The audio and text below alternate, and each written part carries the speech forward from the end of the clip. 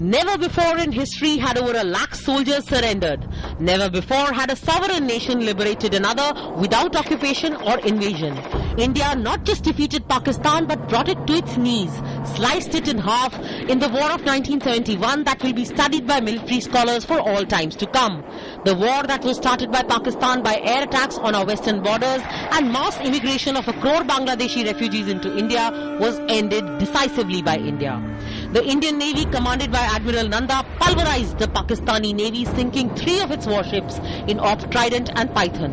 In the Bay of Bengal, the Vikrant Fleet blockade trapped the Pakistani Eastern Fleet, and our Seahawks bombed Cox's Bazar and Chittagong.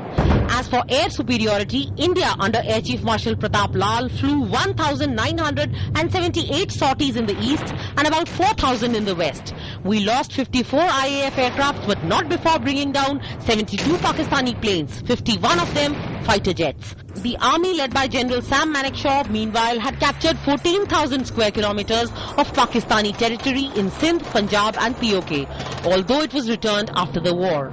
The 8th, 23rd and 57th divisions marched fearlessly into East Pakistan, aided by the relentless bombing by MiGs on Pakistani airfields.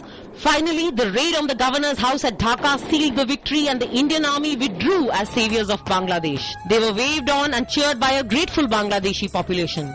We lost almost 4,000 of our warriors, including the ones on INS Kukri, which sank in the Arabian Sea. The image of Lieutenant General J.S. Arora accepting Lieutenant General A.K. Niazi's pistol with the instrument of surrender at Ramna Racecourse at Dhaka at 16:31 hours this day that year is so iconic that it is today a symbol of India's military might and Pakistan's humiliation at our hands. In New Delhi, this is Nandita Dagar for DD News.